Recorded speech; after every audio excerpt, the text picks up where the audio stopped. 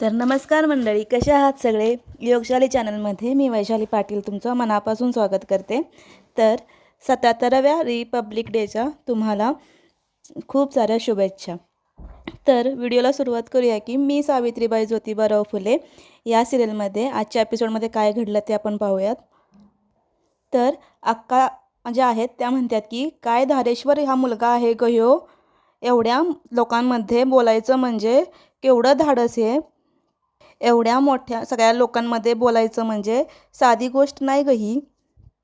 तर सगुणात त्या म्हणतात की अगं शिकलेला पोर आहे तो बोलणारच की ग. तर सावी म्हणते की बरी खोड जिरली त्या शास्त्री बुवांची. मला सारखे दाफरायचे, माझ्या कपिलेवरती सारखा डोळा असायचा यांचा. बरी अद्दल घडली. तर सगुणात त्या सावीला फटका मारतात आणि म्हणतात की हसू लागतात. तोच इकडे जे आहे ते बटूशास्त्री आहेत ते मंदिरात आलेले असतात आणि देवाला म्हणत असतात की मी हे काय ऐकलं हे सगळं, माझे कान कसे बहिरे झाले नाहीत, काय काय पाहिलं मी काय हे, माझे डोळे कसे काय नाहीत फुटले. मी तुझ्या इथे आलो होतो रावळामध्ये तुझ्या शास्त्राचा महिमा ऐकण्यासाठी, आणि इथे इथे तो शिंच्याचा पोर त्याने त्याने टेंबे शास्त्रींनाच गप्प केलं. का हो, मुळात शूद्रांनी शिक्षण घेतलं तर विद्येचा आणि आणि विद्वानांचा अपमान हा होतोच आणि होणारच. आणि हे सगळं ग्रंथात जे लिहून ठेवलं आहे ना त्याची प्रचिती आली हो. खरं म्हणजे मी त्या पोराला अडवायला हवं होतं. देवा पातक घडलं माझ्याकडून, क्षमा कर मला देवा, क्षमा कर. आणि हात जोडून रडू लागतात. तोच इकडे अक्का ज्या आहे त्या सगुणाला म्हणत असतात, अगं सगुणा, इकडे देवीला काठीला आली आहेस, मग आता राहा की.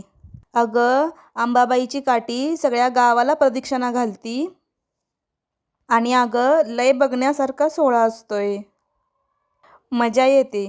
तर सगुणा त्या म्हणतात, नाही ग बाई, जाते आता मी, पुन्हा येईन की.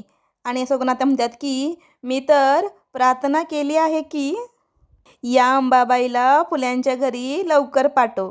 तोच सावित्रीबाई आहेत त्या त्यांच्याकडे बघून हसतात आणि तिथून लाजून पळत पळत निघालेला असतात. तोच इकडून ज्योतिबाराव असतात ते निघालेले असतात आणि त्यांना बरोबर त्या थडकतात आणि पडणार. तोच ज्योतिबाराव आहेत ते त्यांना सावरतात आणि दोघे एकमेकाकडे बघतच असतात.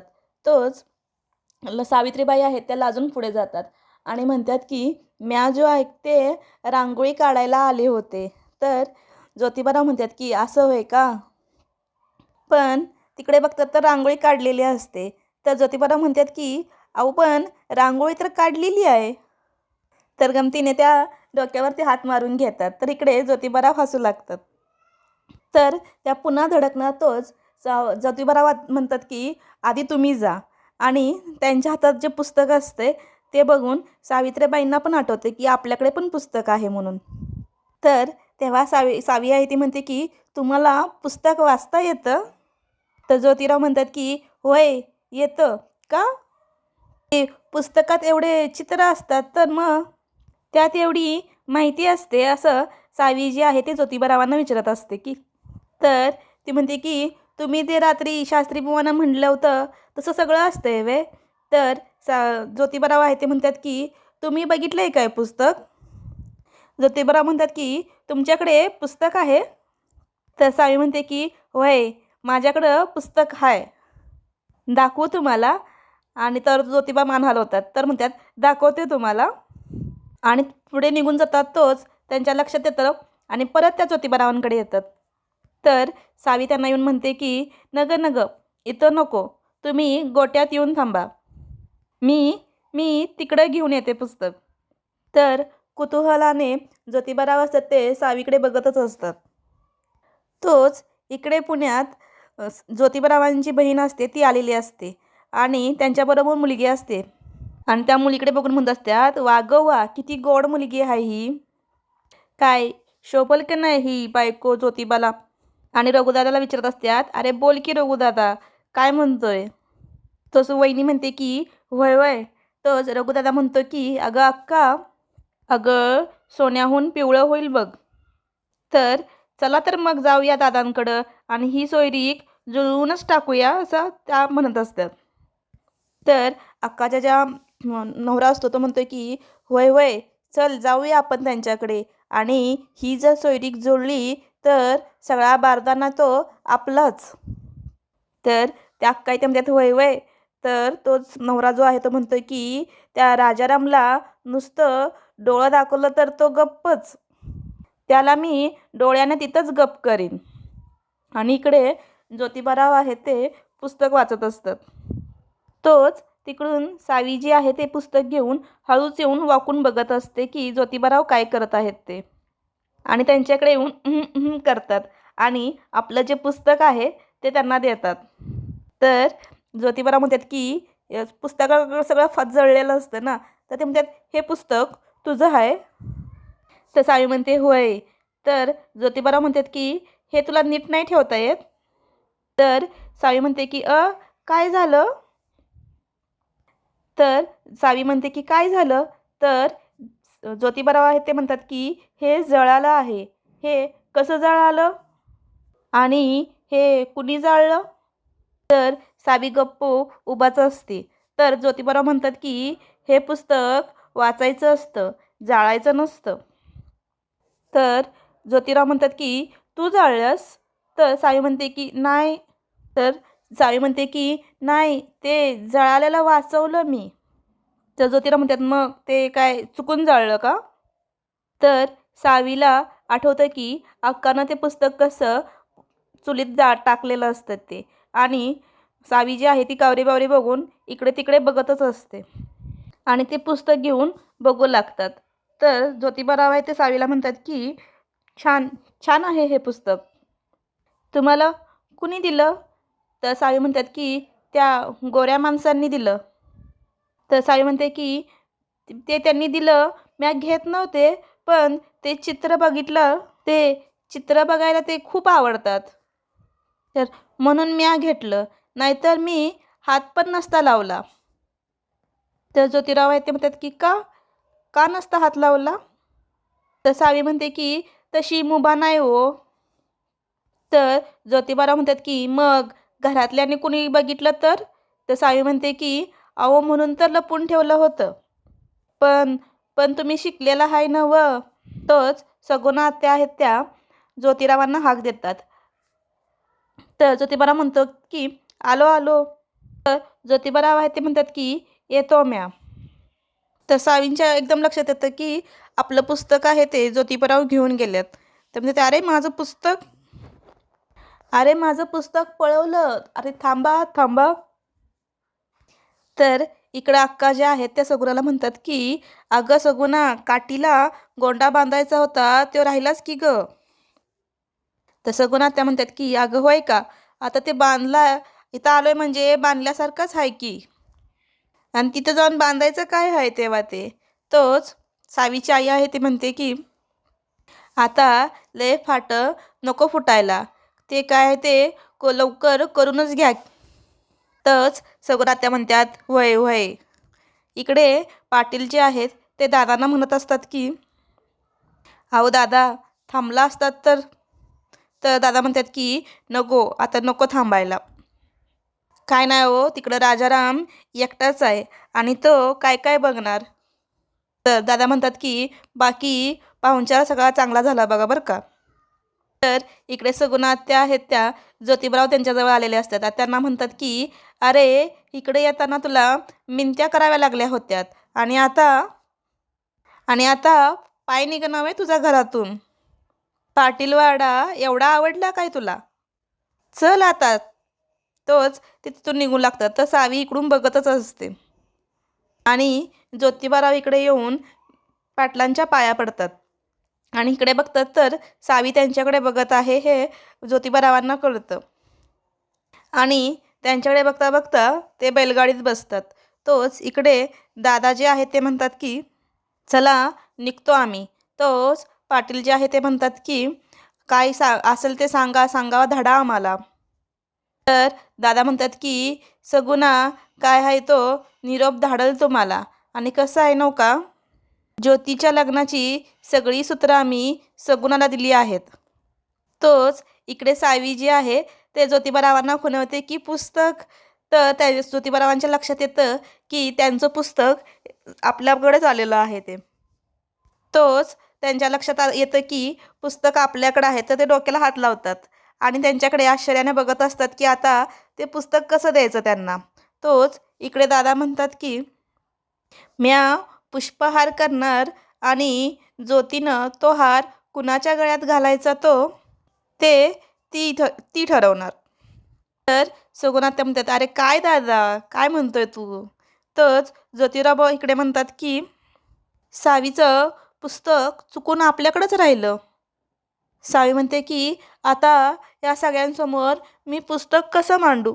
तर ज्योतिबाराव इकडे म्हणत असतात की ह्या सगळ्यांसमोर मी हे पुस्तक त्यांना कसं देऊ. अशी अशी कशी मी पुस्तक घ्यायला विसरले त्यांच्याकडून.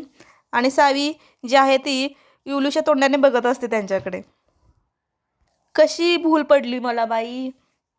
तोच दादा म्हणतात बरं चला येऊ का आता. आणि सगळ्यांचा रामराम घेतात आणि आणि तिथून निघू लागतात. तोच पाटील जे आहे ते त्यांना रामराम करतात आणि बैलगाडी निघू लागते. तर पाटील जे आहे ते म्हणतात सांगावा धाडा बरं काय.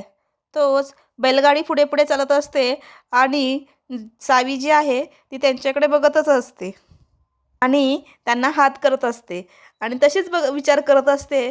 तोच सावीची आई जी आहे ती पाठीमागे वळून बघते तर सावीने हात केलेला असतो आणि तो हात बघून सगळेजण सावीकडे बघून हसू लागतात. तोच सावी जी आहे ते लाजून आत घरात निघून जाते. तर इकडे ज्योतिबारावांची बहीण आणि तिचा नवरा इकडे आलेले असतात आणि दादा दादा म्हणून हाक मारत असतात. तर राजाराम म्हणतात की का हो काय झालं.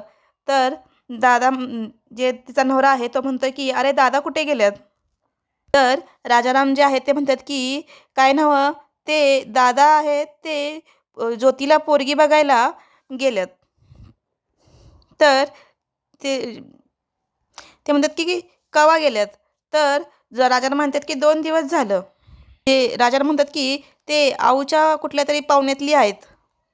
तर ते भाऊजी आहेत ते म्हणतात की काय उठ सुट ते आऊ आऊ लावलं आहे. अरे किती पण झालं तर ती बाहेरची. अरे आपण एक आपलं काय आहे का. आडं एक रागात एक. तर राजारामची जी बायको आहे ती म्हणते की भाऊजी भाऊजी आमच्यासमोर बोललात पण हे सगळं ज्योतीसमोर नका बोलू बरं काय. तर ज्योतिबारावांची बहीण आहे ती म्हणते की आता होय ज्योतीपुढं काय नाही बोलायचं. आता फक्त एकच बोलायचं की जो म्हणजे माझ्या भावाच्या पोरीचा. तर म्हणजे अहो पोरगी लय देखणी हाय लय सुंदर हाय घराला शोभणारी हाय लय सुंदर हाय घराला सांभाळून ठेवीन बघा. माझा ज्योती असा हरकून जाईल की बासच. आणि ह्या बघा मी ना तुम्हाला समध्यासनी शोभणारी अशी सून आणल्या. तर ज्योतीची जी आई आहे ती म्हणते की बर मी हे आले की बोलते त्यांच्याशी. तर बरं म्हणतात. तर ती जी अक्का आहे ती म्हणते की बरं यापुढं जी आपली बांधावरची भांडणं आहेत ती बंद. आता इथनं पुढं आपण गोळ्यामेळ्यानं राहायचं. तर इकडे सावी जी आहे ती गाईला चारा घालत असते म्हणजे म्हणत असते की अगं कपिले गडबडच झाली बघ.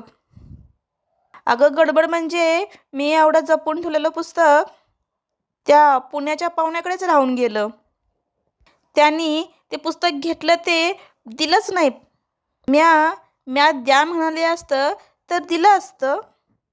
पण पण आत्याला कळालं असतं ते परत चुलीत गेलं असतं. म्हणून म्या सर्वांपुरं काही बोललेच नाही बघ. काळजी एवढीच ग. एवढं पुस्तक जपून ठेवलं आणि पुस्तक त्यांनी व्यवस्थित ठेवलं तर बरं होईल. काय काय करवना झालंय बघ सुचनाच झालंय बघ. कपिले अगं तू तरी काहीतरी सुचव ग मला. पण म्या काय म्हणते ते रमाला सांगू का. तर कपिला मान हलवते. तोच रमा जे आहे ते रमाला सांगू असं म्हणून पुन्हा एकदा सावी विचारते. तर सावी जी आहे म्हणते, होय अगं रमा पण पुण्यातच आहे. अगं कपिले, तू तर लयच हुशार आहेस ग. शाबास शाबास, एवढी शहाणी झाली आहे बघ कपिला आमची. आता पुढच्या वेळेस ती आली की सांगते रमाला की ते पुस्तक आणायला. तोच तिकडून सावीचा भाव पळत पळत येतो, म्हणतो, अगं ए रमा रमा, अगं सावे सावे म्हणून हाक मारत येतो. अगं ती ती आली. तर सावी म्हणते, कोण? अगं रमा आली आहे. तर सावी जी आहे ती म्हणते की रमा. तर तर तिचा भाव म्हणतो की होय, आम्ही चक्कर फिरवत ते कडे आंबाबापर्यंत गेलो होतो. तोच तिथे आम्हाला तिथं रमा आम्हाला येताना दिसली. तोच पंतोजी पण त्यांच्याबरोबर दिसले. तसंच आम्ही दोघंजण पळत इकडे आलो.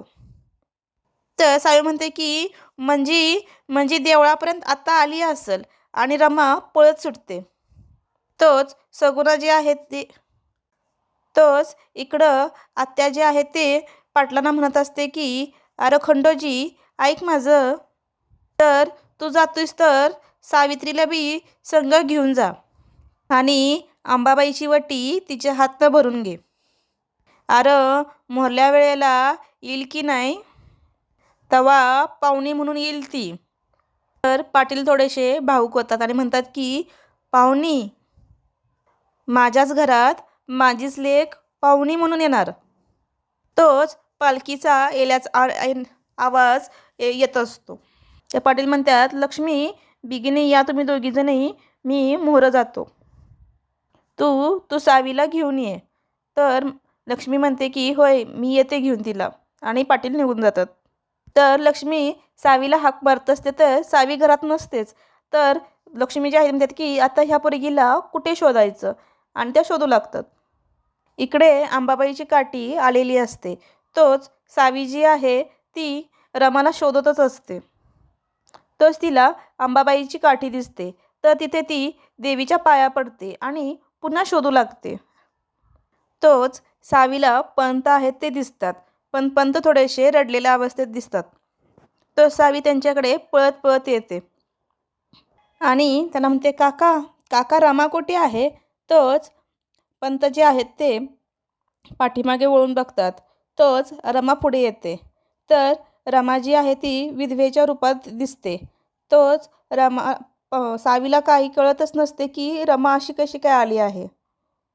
बटुकशास्त्री आहेत ते काठीला पुढे घेऊन चला असं म्हणत असतात. तोच त्यांना पंत आणि रमा जी आहे ती दिसतात. तर बटुकशास्त्री आहेत ते पालखीला तिथंच थांबवतात आणि इकडे येऊन बटुकशास्त्री जे आहेत ते पंतांना म्हणतात, काय रे अक्कल घाण टाकली आहेस का? अरे अंबाबाईची काठी निघाली आणि तू या पवित्र काठीला आणि या पोरक्या पोरगीला घेऊन तू आडवा आलास. अरे जनाची नाही पण मनाची तरी ठेव. तर पंत म्हणतात की क्षमा करा मला, पण मी हे काय मुद्दाम केलं आहे का? तर पाठीमागून दोन पंत येतात आणि म्हणतात की पण तुम्हाला एवढं कळत नाही का की परंतु देवीचा कोप झाला तर संपूर्ण गावास भोगावं लागेल. त्याचे काय? तर पंत म्हणतात की अहो दुःखात आहे मी, माझ्या ध्यानीमनी नाही आलं हे. अहो काही दिवसापूर्वीच कन्यादान केलं हो पोरगीचं, आणि आज आज माझी लेक विधवा झाली. तोच बुटुकशास्त्री ओरडून म्हणतात की पण अरे ते दिसतंच आहे, पण विधवा पवित्र कार्यात विधवा हे शुभ कार्यात निषिद्ध. तर सावी जे आहे ते पाठीमागं वळून पाटलांकडे बघत असते. तर बटुकशास्त्री म्हणतात, अरे तिची सावली जरा पडणं हे दंडक आहे आणि तू तिला इथे घेऊन आलास. अरे घरीच जायचं होतं तर गावामागच्या पाठीमागच्या बाजूने जायचं, मांडवाड्यातून तिथून तोंड लपवत जायचं.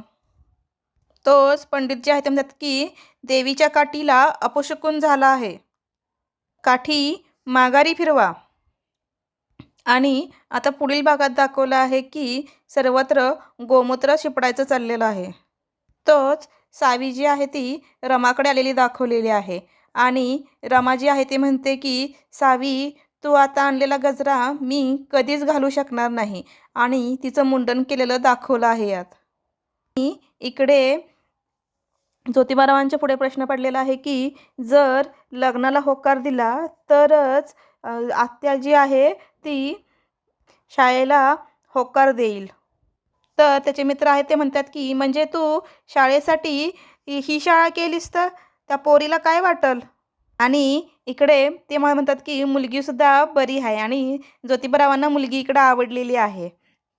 आणि इकडे सावी जी आहे ती लग्न जर असं असेल, नरक म्हणून आयुष्यभर जगावं लागेल असं असेल तर म्या लग्न करणार नाही. आणि आता बघूया की पुढच्या एपिसोडमध्ये काय होतंय ते. सावी लग्नाला नकार देती आहे आणि तो ज्योतिबा इकडे लग्नाला होकार देत आहेत. तर आता बघूया पुढच्या एपिसोडमध्ये. तर व्हिडिओ आवडला तर नक्कीच लाईक करा, सबस्क्राईब करा आणि शेअर करा. धन्यवाद.